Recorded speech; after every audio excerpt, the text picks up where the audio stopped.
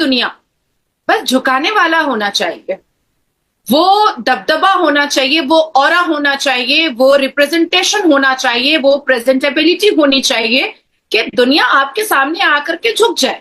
नरेंद्र मोदी को वेलकम करने के लिए, उनके प्लेन को एस्कॉर्ट करने के लिए 3 फाइटर जेट्स सऊदी अरेबिया की गवर्नमेंट ने भेजे।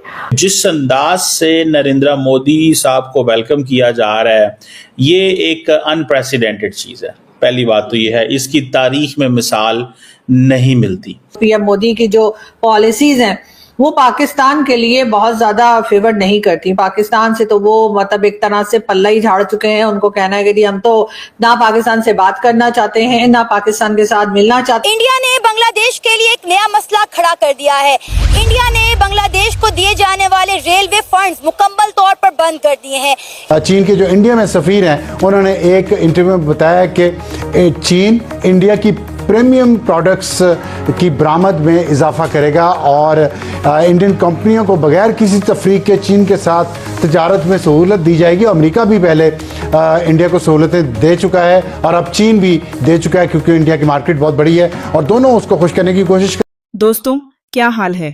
आज हम बात करेंगे मोदी जी के सऊदी अरब दौरे की, जहां उनका स्वागत ऐसा हुआ जैसे वो कोई बॉलीवुड का सुपरस्टार हों। सऊदी अरब के रॉयल एयरफोर्स ने मोदी जी को एस्कॉर्ट करते हुए 30 जहाज भेजे। ये तो ऐसा लग रहा है जैसे कोई फिल्म का सीन हो। बॉलीवुड की एंट्री पर तो सबको पता है, लेकिन ये तो एकदम राजकुमार की एंट्री है। और फिर पारंपरिक तरीके से स्वागत किया गया। मतलब साड़ी में जो डांस होता है वो तो नहीं था, लेकिन सलामी में 21 तोपें चलाना तो कमाल का था। पाकिस्तान वाले तो अब चौंक गए हैं। पाकिस्तानी मीडिया का कहना है कि भारत ने सऊदी अरब को पाकिस्तान से छीन लिया। अरे भाई, ये तो वही बात हुई जैसे कोई स्कूल में टॉफ़ी छीन ले और फिर खुद खा जाए। अब सऊदी अरब पाकिस्तान को भिखारी की तरह ट्रीट कर रहा है। मतलब कभी सोचा था कि पाकिस्तान की हालत ऐसी हो जाएगी? भाई $1 दे दो। तो दोस्तों, ये सब देखकर पाकिस्तान वाले तो बौखला गए हैं।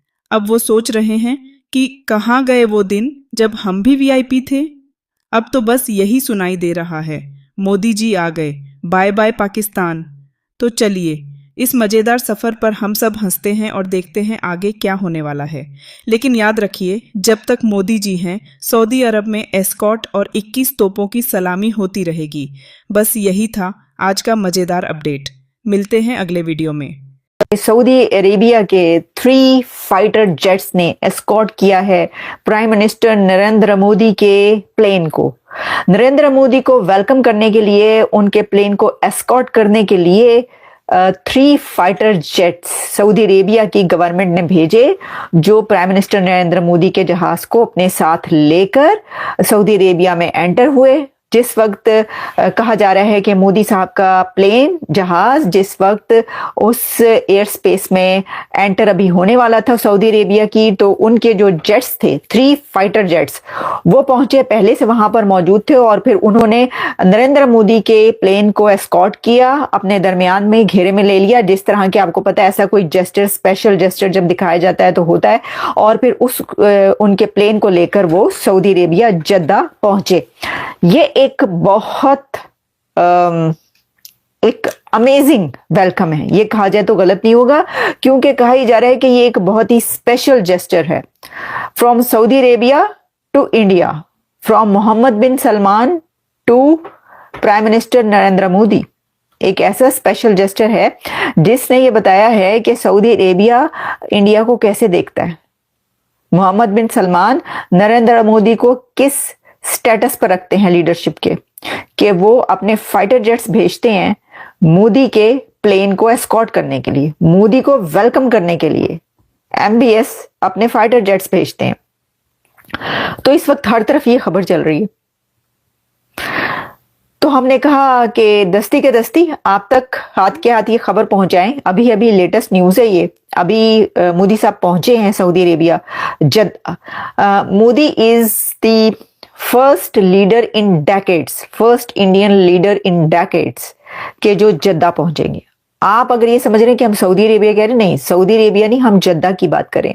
जद्दा में जो नरेंद्र मोदी साहब पहुंचे हैं वो इससे पहले इंदिरा गांधी जी गई थी जद्दा में, क्योंकि जो भी पहुंचता है ना वो जद्दा में नहीं जाते आमतौर पर, तो रियाद में, ज्यादा रियाद में जो है विजिट्स होते हैं, लेकिन जद्दा में पहुंचना, क्योंकि जद्दा सऊदी अरेबिया का इकोनॉमिक हब है और इकोनॉमिक हब के अलावा उसकी और अपनी बड़ी सिग्निफिकेंस है। तो मोदी साहब जो हैं वो एक ऐसे स्पेशल गेस्ट के तौर पर वहां पर पहुंचे हैं जिनका वेलकम हवा से ही शुरू कर दिया उन्होंने, फजा से ही स्टार्ट कर दिया। अब देखिए इस पे तो मातम तो पड़ेगा, पिट्टन तो पड़ेगा, पिट्टन ये तो होगा भाई, क्योंकि पिट्टन इसलिए पड़ेगा कि वो तो मुस्लिम उम्मा है, वो तो कभी जो है वो समंदर से गहरी ही दोस्ती हुआ करती थी वहां पर भी। देखिए ताल्लुकात अभी भी बहुत अच्छे हैं, लेकिन वो जो रिलेशंस है पाकिस्तान और सऊदी अरेबिया के, वो कुछ लो और कुछ दो के तहत नहीं है, वो कुछ दो और कुछ और भी दो और कुछ और दे दो और कुछ और दो, इस पर है। तो इसमें जो है वो वापसी का कोई अमल नहीं है, ठीक है। तो आप फिर ये क्यों समझते हैं कि ये वाले जो हैं, जो लोग इस वक्त ये कह रहे हैं कि देखो ये जो है ये इंडिया के साथ उनके इतने रिलेशन हो गए, वो तो मुस्लिम उम्मा का लीडर है सऊदी अरेबिया, तो मतलब ये अभी तक जो ये उम्मा शुम्मा की बातें करते ना, उम्मा का जुम्मा ही कब का खत्म हो चुका भाई लोगों, बस कर दो, बहुत हो गया। अब इसको एब्जॉर्ब करें ये जो कुछ हुआ है।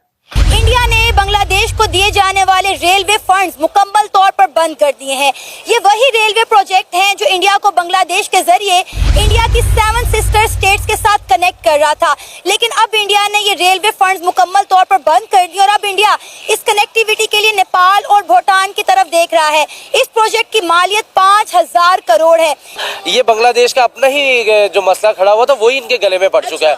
आपको याद हो आपके प्रोग्राम में मैंने एक मरतबा कहा था कि इंडिया का रिएक्शन आएगा, बहुत बुरा आएगा, लेकिन जो अब जो रिएक्शन आया है ना, ये इसको अगर हम समझें ये आखिर रिएक्शन क्यों आया है। आपको याद हो कि पिछले दिनों के अंदर वेस्ट बंगाल के अंदर जो कुछ किया है मुसलमानों ने, तो वहां की इंडियन मीडिया ये ब्लेम करती है, हमें नजर आ रही है कि वो जो कुछ किया वो बांग्लादेश वालों ने किया है। यानी कि बांग्लादेश का बॉर्डर बिल्कुल टच है, वहां पर मुर्शिदाबाद के अंदर बंगाली ज्यादा रहते हैं, मुसलमान कम्युनिटी ज्यादा रहती है, तो ये कहीं ना कहीं उसका भी रिएक्शन आना था। ऑलरेडी उसके पहले भी आप देख ले कि ट्रेड पहले बांग्लादेश ने खुद बंद की, फिर इंडिया ने रिएक्शन दिखाया, जब इंडिया ने रिएक्शन किया तो फिर इनकी चीखें निकल गई, फिर उन्होंने कहा यार इंडिया अब क्या करने जा रहा है हमारे साथ।